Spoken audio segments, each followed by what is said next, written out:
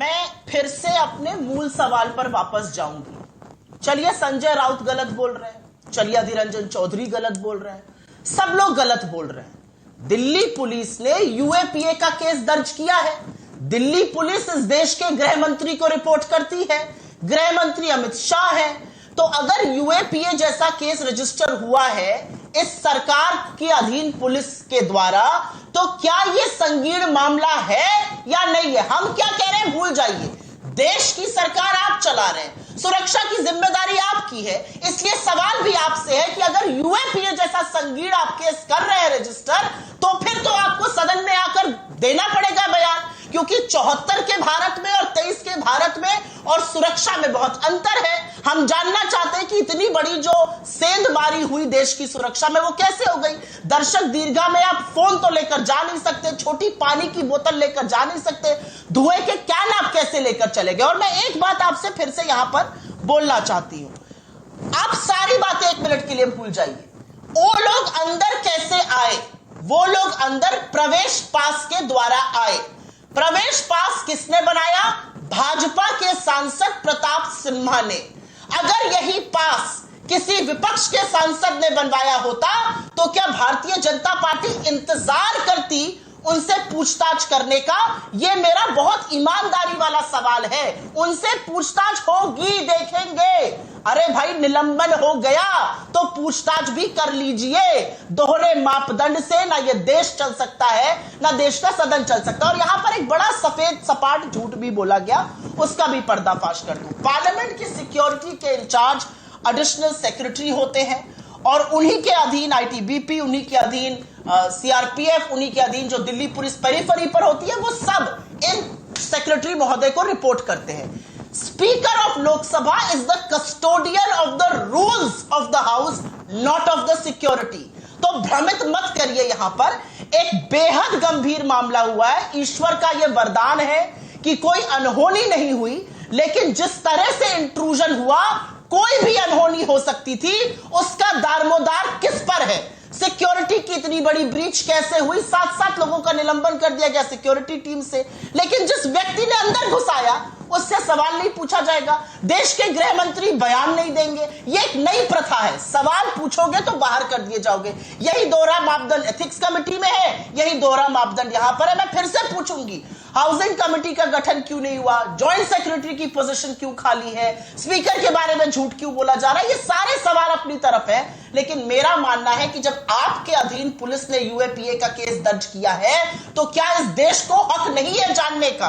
क्या जिम्मेदारी नहीं है गृह मंत्री की कि वो आके बताए कि असल में हुआ क्या था? सुप्रिया, इस आरोप का भी जवाब दे दीजिए। थूकेंगे और मीठा इस आरोप का भी जवाब दे दीजिए। शहजाद कह रहे हैं कि ये कांग्रेसी हैं, सारे के सारे हमलावर कांग्रेस से जुड़े हुए हैं, कांग्रेस ने जानबूझकर करवाया है हमला।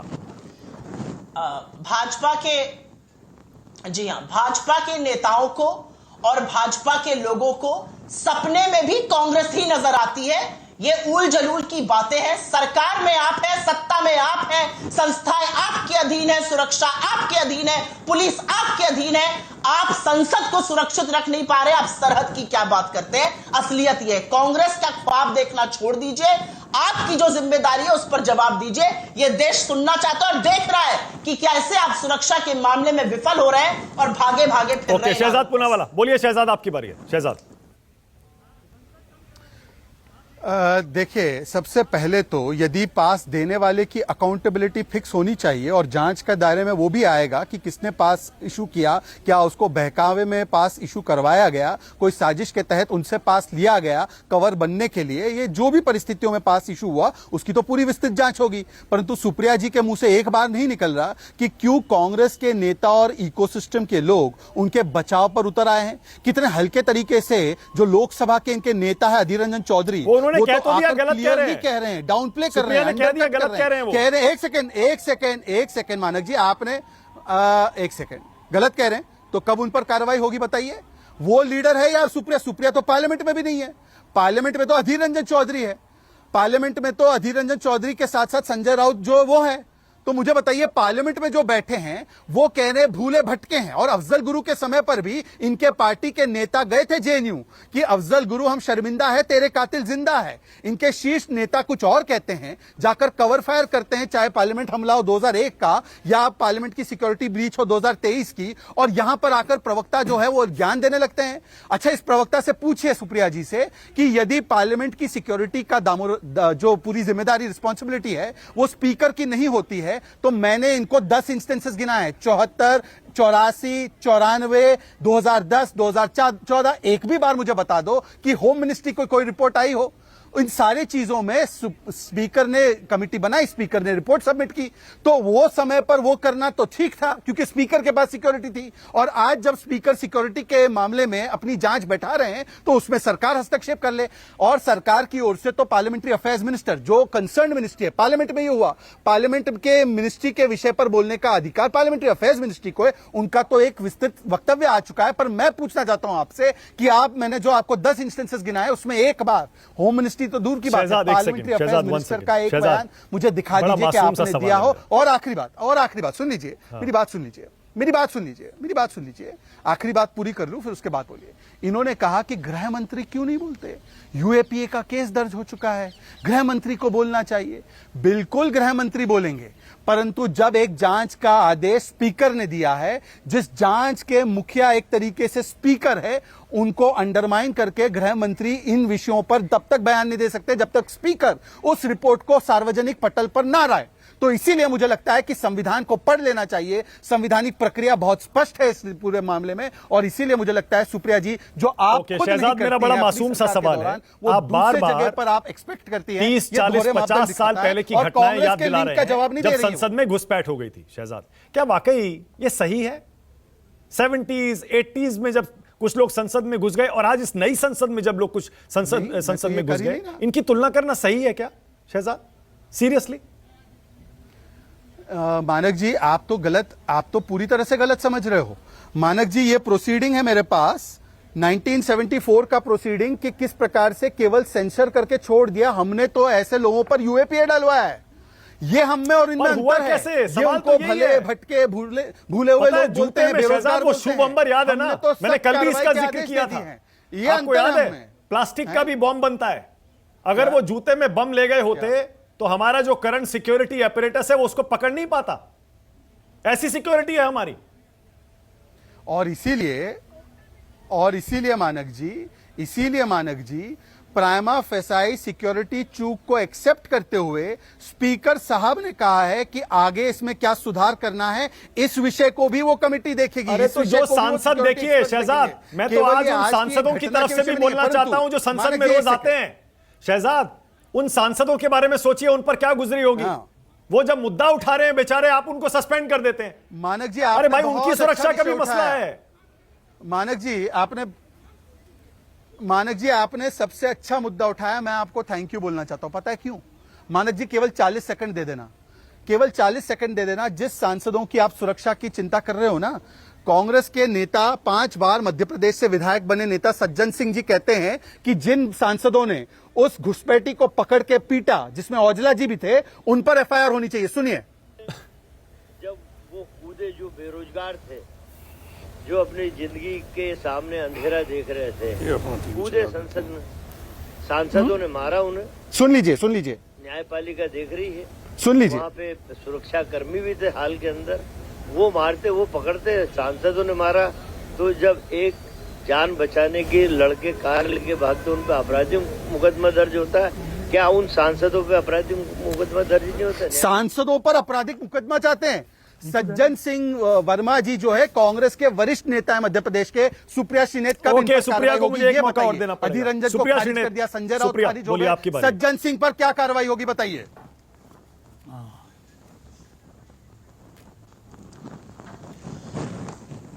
मानक जी आपका क्या सवाल है? जो शहजाद कह रहे हैं उस पर जवाब देना चाहती हैं सुप्रिया आप? वो कह रहे हैं कि पहले भी घुसपैठ हुई है। मैं सबसे बिल्कुल घुसपैठ हुई है और बिल्कुल पार्लियामेंट पे अटैक भी हुआ है, और उस अटैक में हमारे जवानों की, हमारे वीर सपूतों की शहादत भी हुई है। और विडंबना तो यह है कि उस अटैक की, पार्लियामेंट लोकतंत्र के मंदिर पर अटैक की 22वीं बरसी थी और हर पार्टी का नेता जाके वहां पर फूल और माला अर्पित कर रहा था और यहां पर यह घुसपैठ हो जाती है। उस दिन तो पार्लियामेंट हाई अलर्ट पर था, पूरे देश में हाई अलर्ट था और उसके बाद सिक्योरिटी में इतनी बड़ी चूक होती है और सिक्योरिटी का दारोमदार जिस पर है वो कभी स्पीकर के पीछे, कभी संसदीय प्रणाली के पीछे, कभी हिस्टोरिकल घटनाओं के पीछे ये छिपने का काम करेंगे। अरे 22वीं बरसी के दिन पार्लियामेंट में दोबारा ऐसी चूक हो जाती है, इतनी बड़ी सेंध लग जाती है। यहां पर कुछ लोगों की बात करी जा रही है। मैं उन लोगों की बात करने से पहले आपसे सिर्फ एक सवाल पूछना चाहती हूं। आज 2023 दिसंबर में भगवान न करे, लेकिन अगर इन लड़कों ने कोई अनहोनी कर दी होती अंदर जाकर, अगर कोई घायल हो गया होता, किसी की हत्या हो गई होती, कुछ खराब हो गया होता, तो उस पॉलिटिकल इंस्टेबिलिटी का, उस पॉलिटिकल कॉस्ट का दारोमदार किस पर है ये मैं जानना चाहती हूं। यह तो धुएं में बात थी। अगर बम चल गया होता, अगर गोली चल गई होती तो उसका दारोमदार किस पर है। और मैं फिर से बोलूंगी, ये किसी की बात सुना रहे हैं, अगर मैं बीजेपी के छोटे नेताओं की बात सुनाने पे आ जाऊंगी तो मुंह छुपाते छुपाते आप शर्म करिएगा। अगर मैं नाम ले लूंगी रामदुलार गोंड का, जो पॉक्सो में दोषी पाए गए हैं, नाबालिग लड़की के साथ रेप का, आपके विधायक है उत्तर प्रदेश में, 48 घंटे पहले तो भाग नहीं पाइएगा कहीं पर। ओके, शहजाद जवाब दे रहे हैं, उसके बाद वारिस पठान, हमारे नेता बोल रहे हैं, राजकुमार भाटी और AK वाजपेयी। शहजाद पुनः वाला मानक जी, अब अधीर रंजन चौधरी भी छोटे नेता की श्रेणी में आ गए। मतलब ममता जी का ऐसा दबाव है क्या? संजय राउत भी छोटे नेता की श्रेणी में आ गए, रोज प्रेस कॉन्फ्रेंस करते हैं इंडिया अलायंस की। और जिस व्यक्ति की बाइट सुनाई कि सांसदों पर FIR हो, अभी आप चेक कर लीजिए अपनी रिसर्च टीम से, सज्जन सिंह वर्मा 5 बार के विधायक, मंत्री रह चुके कांग्रेस पार्टी के वरिष्ठ नेता, अगर छोटे मोटे नेता है। नहीं साहब, मानक जी ये तरीका नहीं है। मानक जी, मैंने इंटरप्ट नहीं किया है। मानक जी, संरक्षण दीजिए आप मुझे। अगर ये छोटे मोटे नेता है तो मानक जी तुरंत इन पर कार्रवाई करवा दीजिए कि ये किस प्रकार की बातें बोल रहे हैं। और मानक जी, एक और कॉमन फैक्टर देखिए, 2001 में हमला करने वाला मास्टरमाइंड अफजल गुरु हो या नीलम हो, 2023 वाली मास्टरमाइंड, इन दोनों मास्टरमाइंड को बचाने के लिए कोई पार्टी आती है, कांग्रेस आती है। इन दोनों मास्टरमाइंड से कोई जुड़ता है, उसके बाद स्टूडियो में बहस। वारिस पठान